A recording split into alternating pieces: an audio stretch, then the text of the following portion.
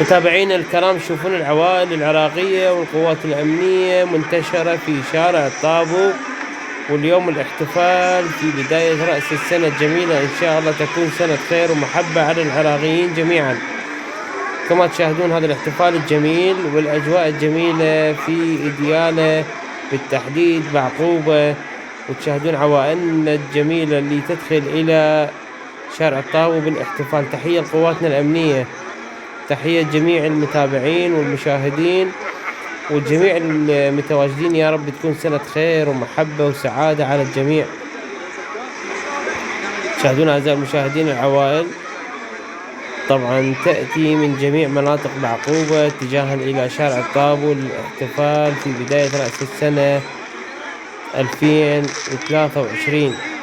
إن شاء الله سنة خير ومحبة على الجميع. متابعين قناة جاسم الجميلي، طبعا هنا اليوم نوضح لكم الأجواء في شارع الطابو، وهي الأجواء جدا جميلة.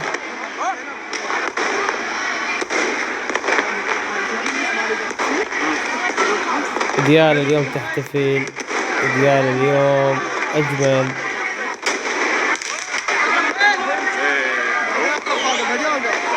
طبعا تشاهدون العوائل تتجول في شوارع بعقوبة جديدة بحرية وسعادة وراحة بال.